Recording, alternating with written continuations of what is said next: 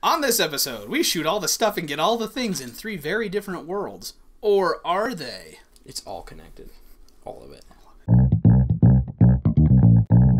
Welcome to Save Every Universe. My name is Alec Garcia. I am the captain of security for a visionary survivor who wants to rebuild America.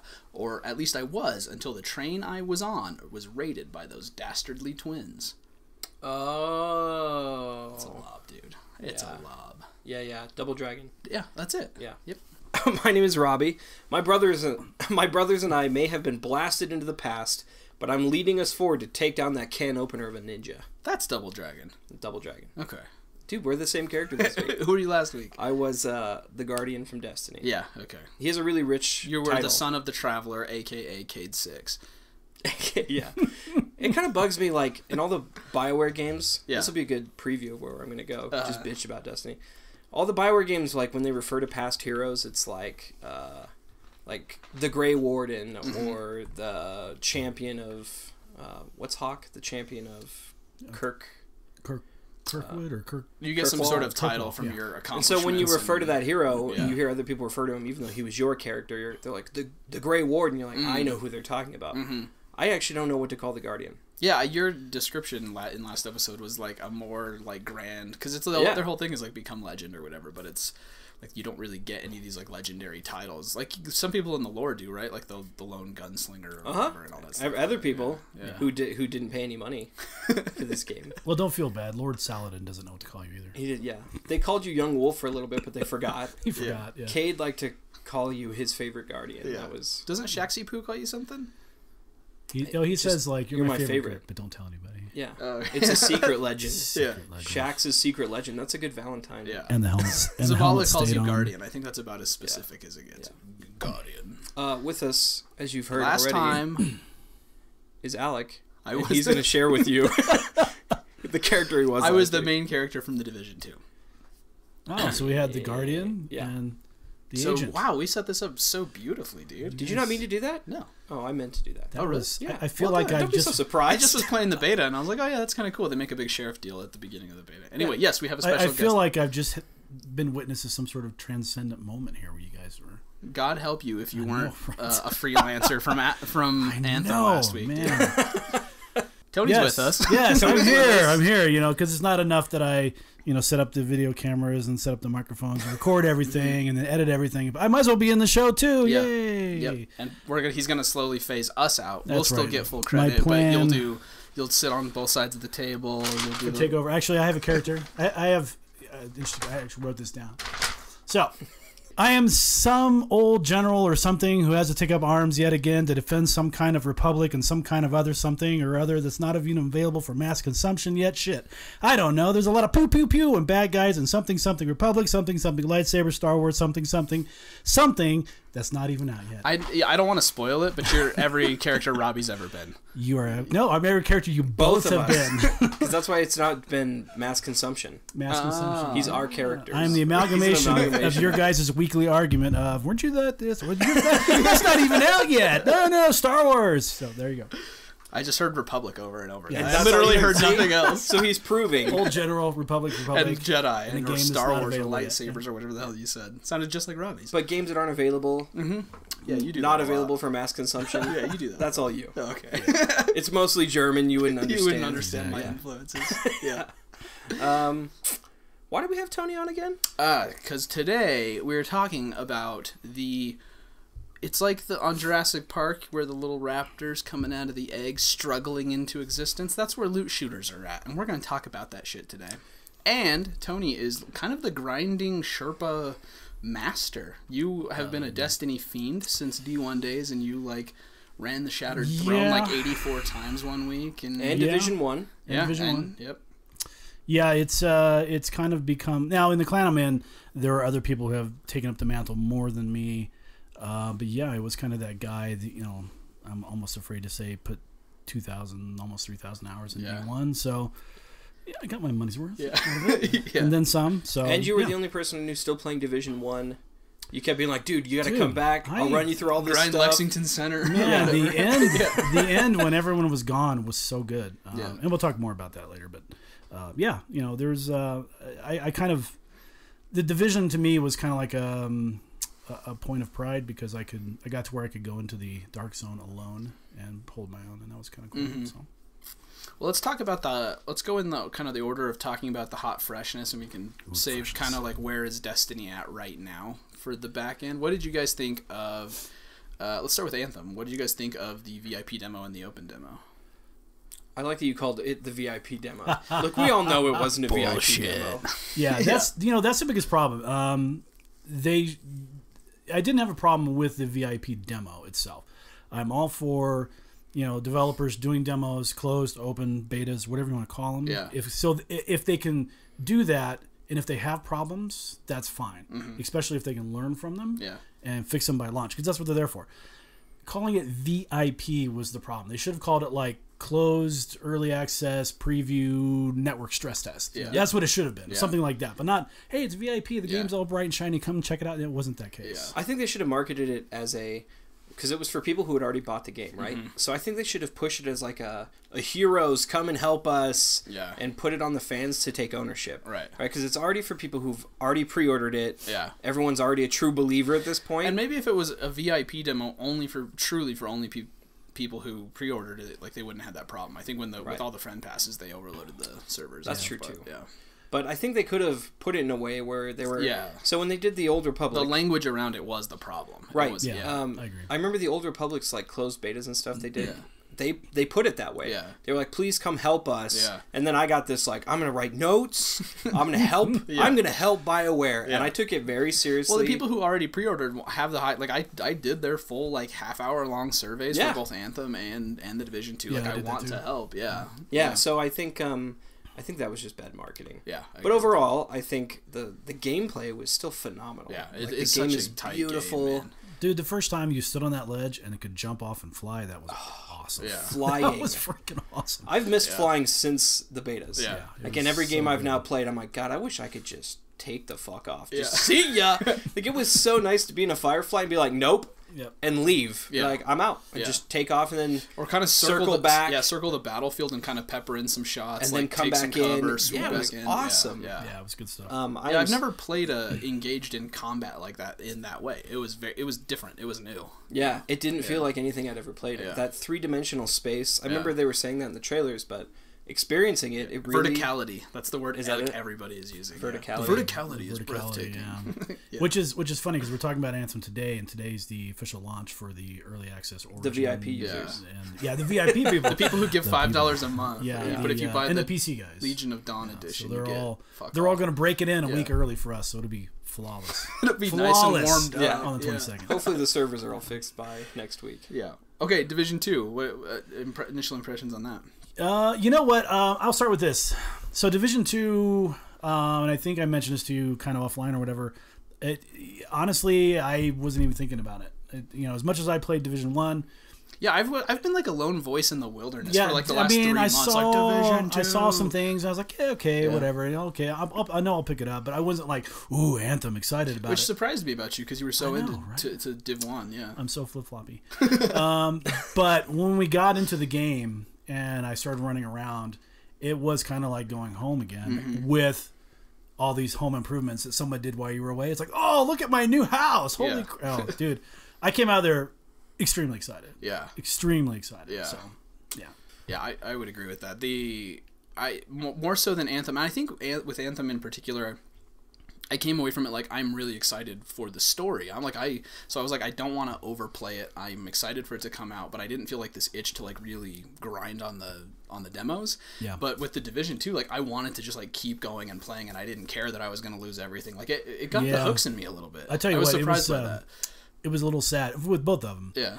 The day after each demo ended, and I'm like, oh, I couldn't fire it up. Yeah. Like, oh, it's over. Yeah. No, it was. Div 2 was good. I thought from what we saw, and obviously there's more locked away, but some of the new systems they put in place as far as being able to specialize your character.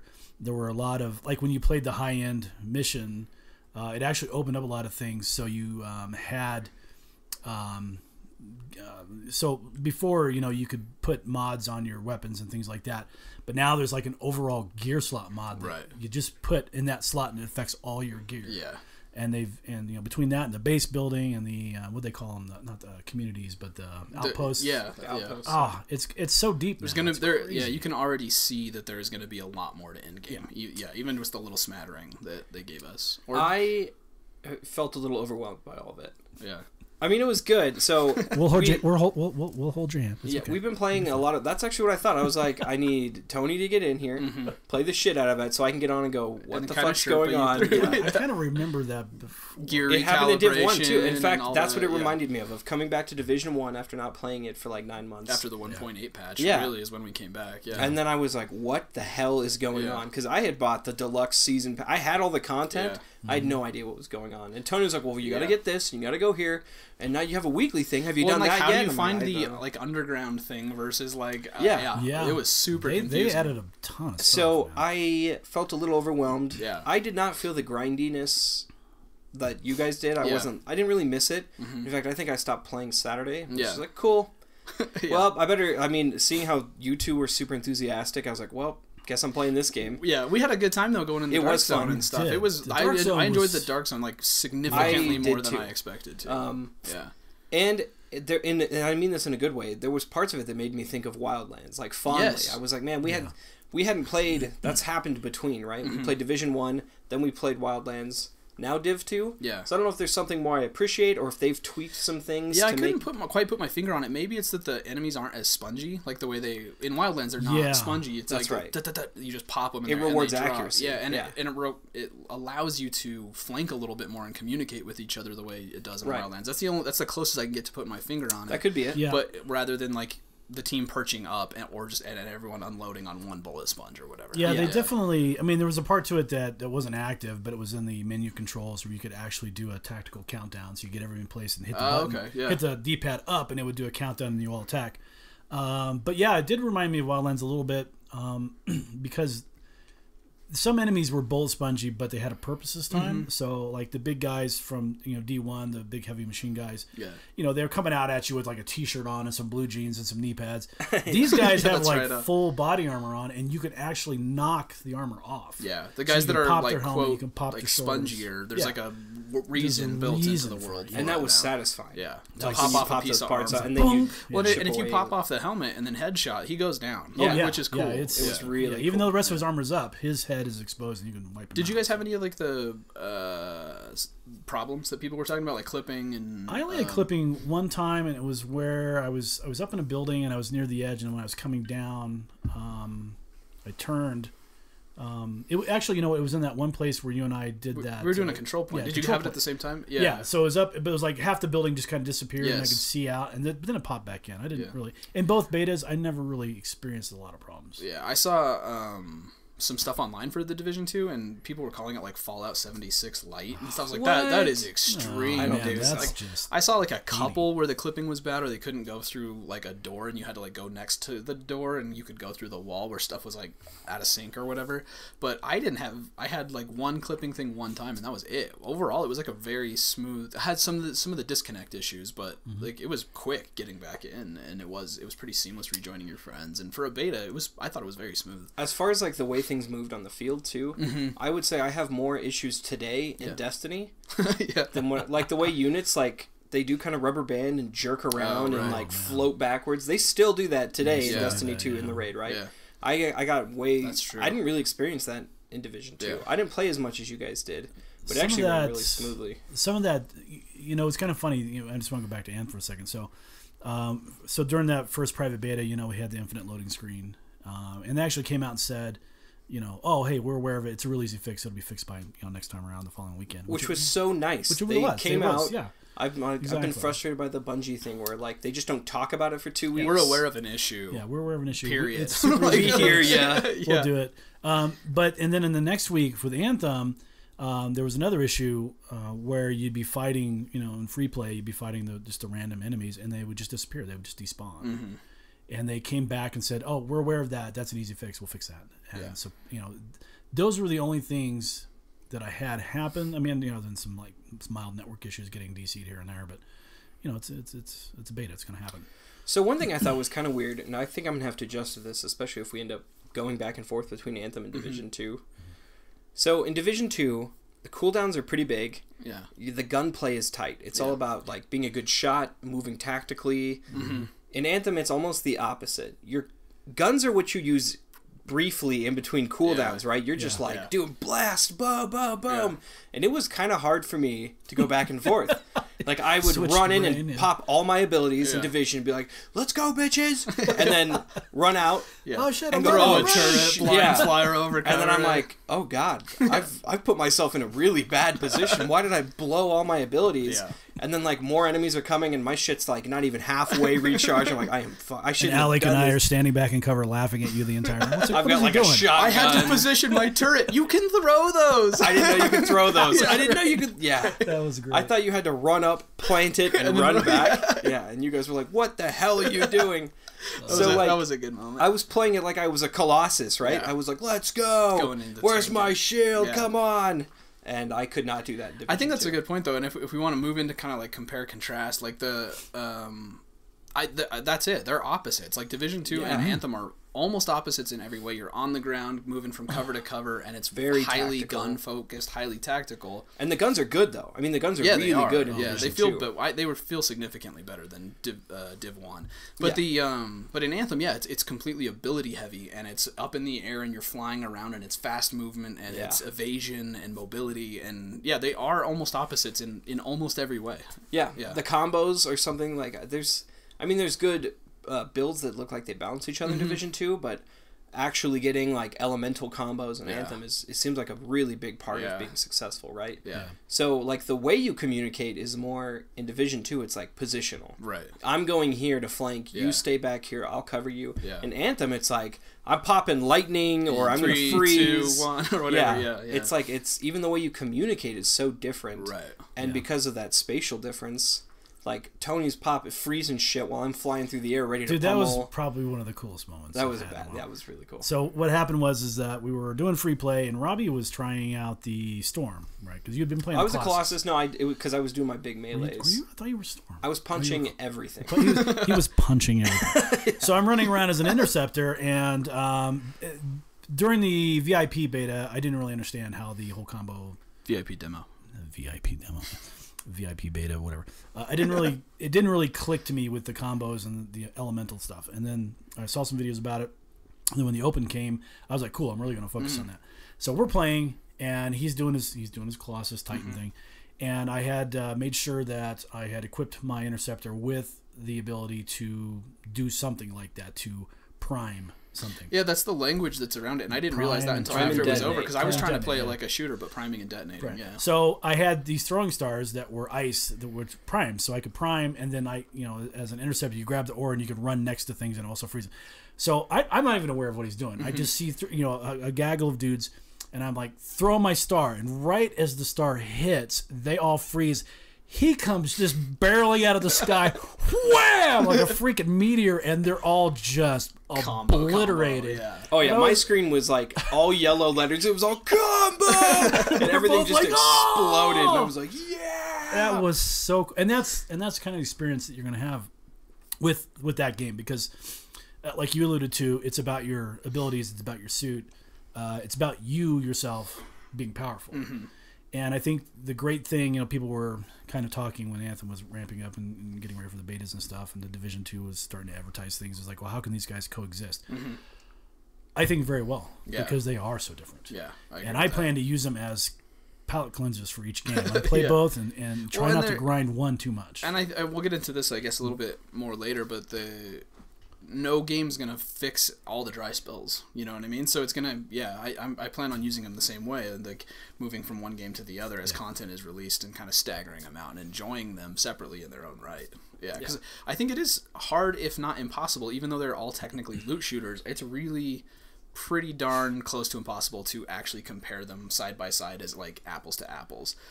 Yeah, Destiny is kind of in the middle, I would say, because you take Anthem, where Destiny has the supers and your innate abilities with grenades and things like that.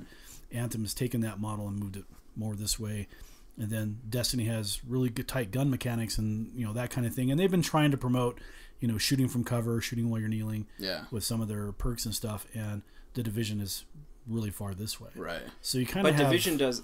Yeah.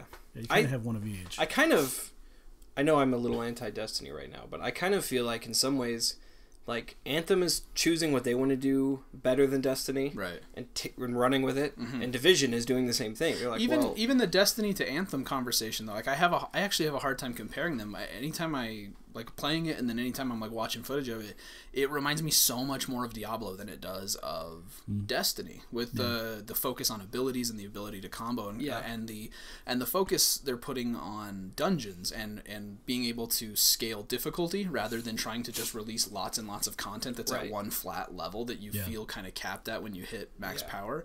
Being able to take on greater and greater challenging versions of the same thing, that's much more like Diablo than it is like Destiny. Yeah, that's true. But I mean, I'm thinking more like like you're going and killing shit, like as far as the abilities go. I don't know, because that was part of the whole Go Fast update in Destiny 2, right? Like we don't feel like we're powerful enough, and I've still never really gotten. I've never hit the level like I do in Anthem.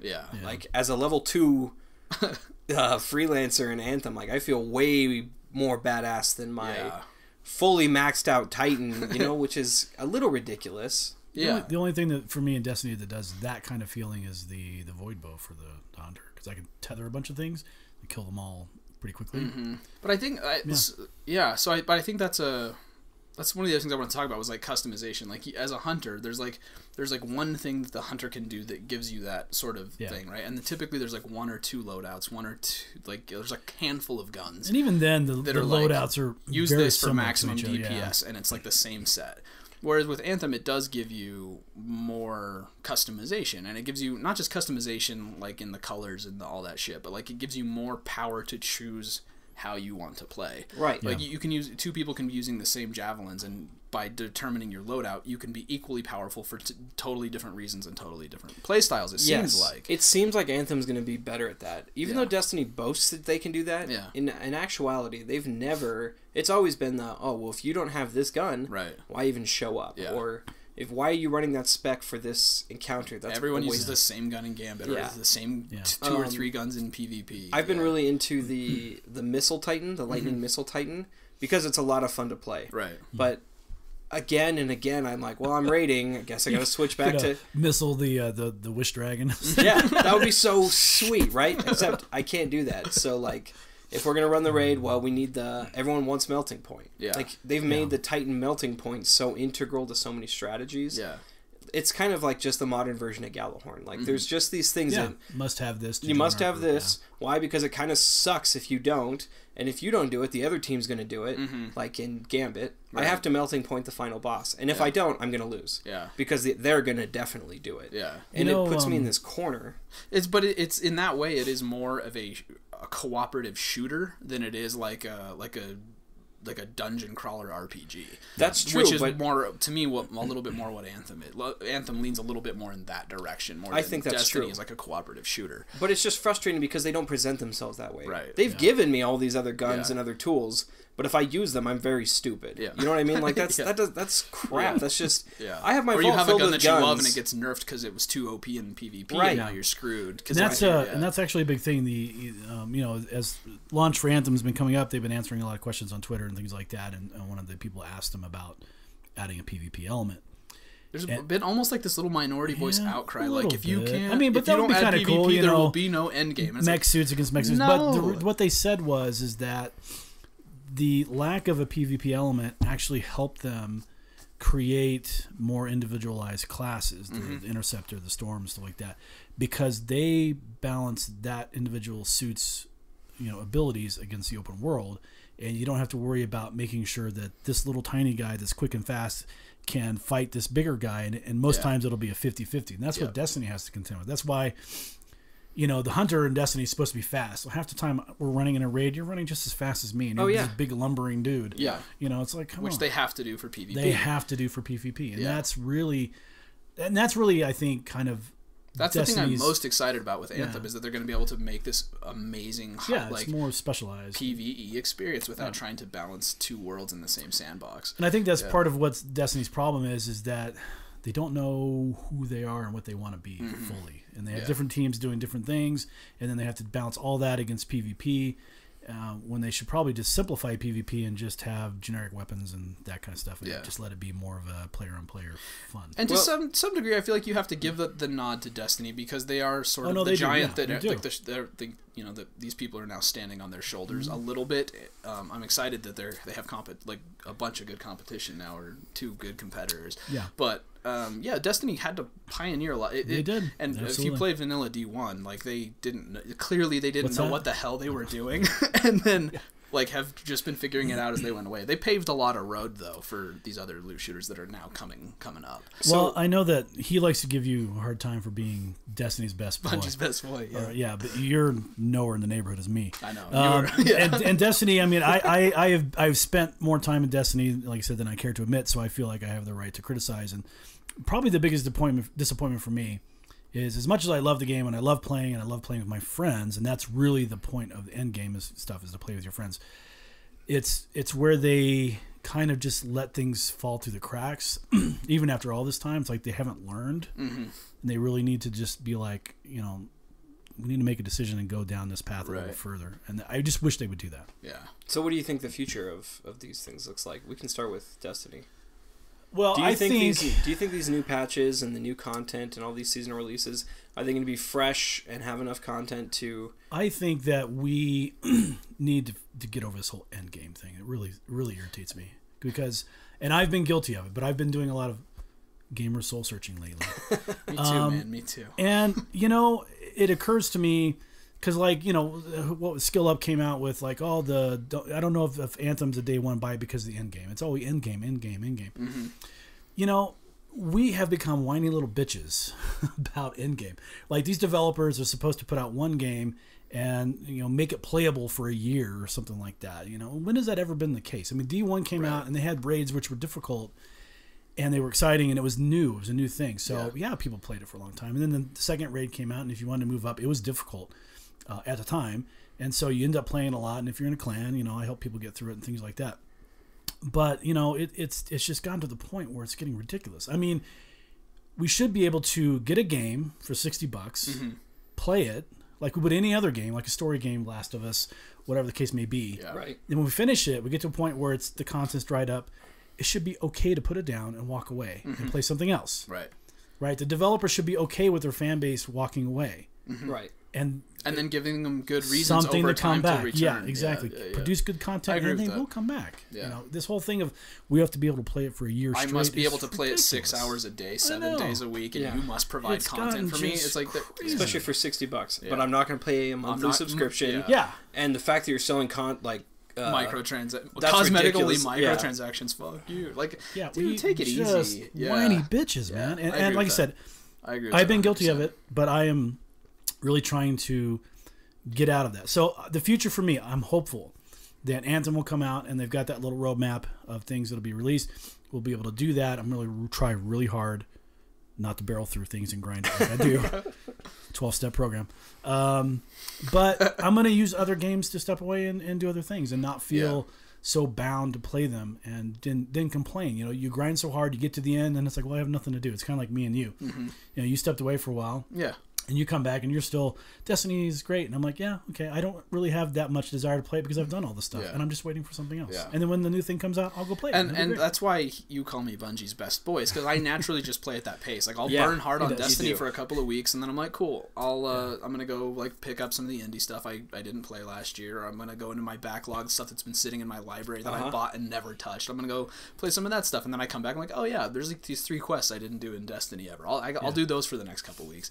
And I just kind of chew at a decent pace, and you're more of like you lock into one game and you want to squeeze. You're like the Mice and Men guy with the little mouse. You love it so much. The rabbits, you have to crush it. Yeah, though I will say, Lenny. That's it. It's kind of nice when I finish it. Yeah, and then I just need to be better at the move on part instead of continuing. Yeah. To be mad about it but if you love that loot shooter thing, I think that's going to be the good thing about there being competition in this space now, is you can, if you're really burned on Destiny, you can bounce over and play some Division, or go bounce over and play some, well, in your case, lots and lots of Anthem. But so it's actually been really nice for me over the last 6 months. One, for the podcast, actually, ever since we've started the podcast, I've tried not to just play one game like Yeah. that, right? But, like, with all the games like God of War and Red Dead and Spider-Man, like, it was easier for me to go, well, fuck this, I'm not going to play it. Like, people being like, well, you got to grind this out. I'm like, I really don't. Yeah. Like, I've been able to use those games to kind of get me away from the horrid grind stuff that, like, always makes me so angry. See, it doesn't have to be that intense, though, dude. It doesn't have to be like, fuck that. It can just be like, hey, I'm going to take a break. Like, maybe I'll get there. Maybe he needs to fuck that to make himself walk away. That's the problem. If I'm not like that, I'm like, well, I still got more in me. Like, that's where you and I are different. You, like, have to, like, walk away in a rage and win the fight between you and Bungie for like a little while. And, like, he's Titan. He's gonna punch his way out. That's true. But that's really Titan the Colossus guy. And I kind of just shrugged. I'm like, cool. I'm gonna go play Unraveled too because it's still sitting in my queue. But that's the thing though. And the flip side of that is that we as players need to realize that it's okay. A game doesn't have to promise us all these things and create an activity that's going to be extended for some ridiculous low price. I don't even mind playing a monthly subscription. They just need to maybe look at their model. But developers, on the flip side of that, need to also realize that it's okay to let your fan base go for a while. Come out with something to bring them back. Because if it's a good product, they will come back.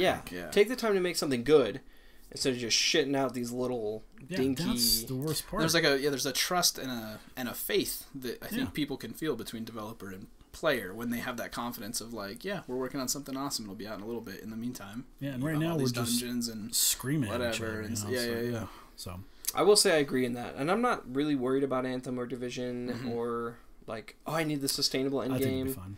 I think it'll be fine, and if I play through everything, cool. I'll just move on and play something else. Right. Like, I'm realizing I really don't want to be that gamer who, what are you playing? Destiny. Yeah. And like all these other titles have come out. I'm just playing Destiny. Yeah. I saw a guy. I don't think he's a listener, but if he is, I'm sorry. There's a guy who he was grinding lore from public events. There are people out there who are grinding the lore drops that you can get. Oh, yeah. And he like spent 3 hours. Well, if you're going to 100%, this is probably why. If you're going to 100% the Forsaken, get the platinum for Forsaken specifically, you have to finish a Triumph seal in one of the. I think the easier one to do is lore. Maybe that's why he was doing it. Maybe. Yeah. More power to it. It's like you and your Gambit thing for that gun. Yeah, I got the Pinnacle weapons. Lord, dude. Yeah. But no, thank you. Like, it's one thing though, like, dude, I think I'd rather grind Breakneck than just do public events and Lost Sectors and hope to God. So I do want to give one more, because I'm Bungie's best boy. I do want to say one more thing though, is like I actually think that Destiny, as these are coming out, I don't like with the new DLC coming out for Destiny, I don't feel like this like great expectation of like this is going to be awesome, but but where Destiny is at now, like there is so much stuff that you can grind if you want to and choose to. You can't do it all. There's so many bounties and so many different quests and so many different things. That's a lot of stupid shit. There is, and that's on your that's right. That's part of it, because we complain about in-game activities and this and that. So what the developer, especially in Bungie's case, does is that they create these kind of artificially inflated things for you to do that take a long time, that are just kind of ridiculous and redundant, because we're screaming at them. Yeah. If we stop screaming at them, we'll get better stuff. But it's caused them to put some of the really cool stuff behind these arbitrary, like, holy now you have shit. to do these 7 steps that are just like rinse, repeat, rinse, repeat. Yeah, rinse, repeat I mean, like, stuff. unlocking the third forge in Destiny was such a load of shit. It was like, you got to find this public event at this time. I've done this so many times. I'm just like, oh my god, really? Like, again? I did it 4 times last week, but now I got to do it under this pretext. Yeah. But there's nothing different about the experience. See, but if I'm in a Destiny mood, I don't mind some of that stuff. No. Yeah, but if I've squeezed the shit out of it the 3 weeks prior to that, then I'm pissed. Yeah. So having these other games to bounce between, I think, is going to be like a nice breath of fresh air, because the shooting is so good in Destiny. I enjoy it anyway. No, as a sci-fi first-person shooter, to be able to like come back, grind some stuff. But it's going to be nice to have something else. Be like, okay, now I'm going to go play something, play Anthem, play Division, or whatever. I don't mind. I'll come back to it some. I've put so much time into it. I'm pretty good at it. Yeah. Oh, it's not going anywhere. It's still in my back pocket. When I fired up the Last Word quest, and you're like, well, come run Crucible with me. I was like, this is going to be atrocious. Yeah. And I got the Crucible kill. I was like destroying people, and I was like, that feels pretty good. And it was still fun to play with friends. It was still fun to play with friends. I've gotten out and played with you. Yeah. And that's it. I'm not fired up at all. Really what the end game should be. They should give us activities, because in the clan and D1, towards the end when we were waiting for D2 and stuff, we kind of went back and did all the raids and things like that. That was pretty fun, actually. We were kind of talking about the reason we've stayed in there so long is because of the hilarity that ensues when you're doing raids, the stupid stuff that people do that are funny, and just the good times. And, if you can play with a group of people that you enjoy playing with, you can do those mundane things. And it's still fun. Yeah. It's when we start screaming at them and they feel like they have to give us all these little tasks to do. And it's kind of like getting busy work when you have a substitute teacher or something in school. It's like, oh man, we have to do this now. I agree with that. Like, I don't think it lets the developers off the hook, right? For like putting out good stuff and putting things out at regular intervals or whatever. Because I mean, there should be a healthy, normal expectation and exchange, right? But some of the problem is with the player base, and it sucks when you get on and someone it's like, cool, let's go run a couple things, and someone's just screaming in your mic the whole time about fuck this game, what a piece of shit, blah blah blah. It's like, it's not fun to play. But not because the game's broken, because the attitude of the players are broken. That was a fucking gem. Put that on a t-shirt. Bam, shirted up. Thank you for listening to Save Every Universe. If you enjoyed this episode, please share us with a friend. If you'd like to support us financially, you may do so at patreon.com/SaveEveryUniverse. Hold on. I'm gonna jump in here real quick. So I'm gonna have to I'm gonna have to update my Patreon gift so I can get a raise. No, but I'm serious. You guys always do this whole thing at the end. Support us on Patreon and blah blah blah blah. Patreon is kind of based on expectations and things like that. Your Patreons, they want something. I've been telling Robbie this for a long time, dude. Yeah, you guys have your Champions of the Universe channel on the Discord thing, and that's fine, Danny. Need to take it to the next level. So everybody out there, we're going to do something special. This is definitely a production. Yes, this is production. So I don't know if you guys have gleaned this from all your listening in the past, but these two guys absolutely hate playing horror games. So if we can get Patreon level increased by $50 per month, I will go to their house.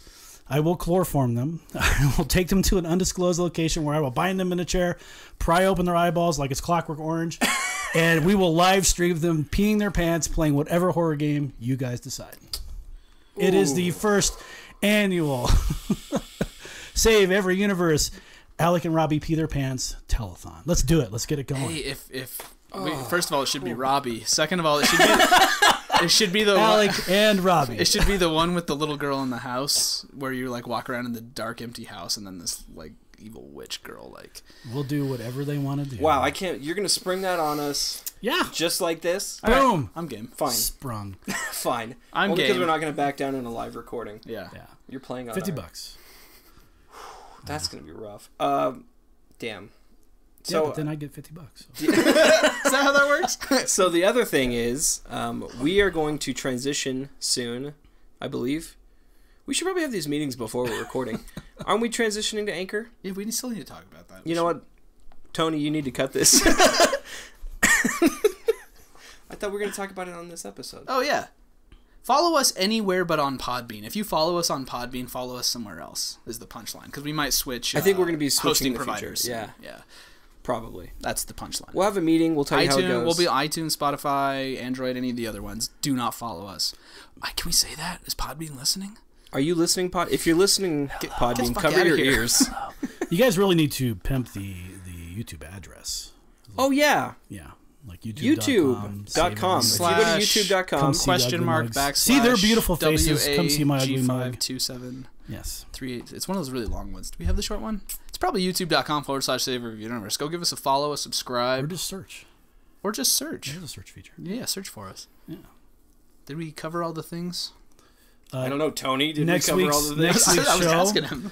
I will be taking over, and I'll be welcoming you to destroy every universe. Wow. No.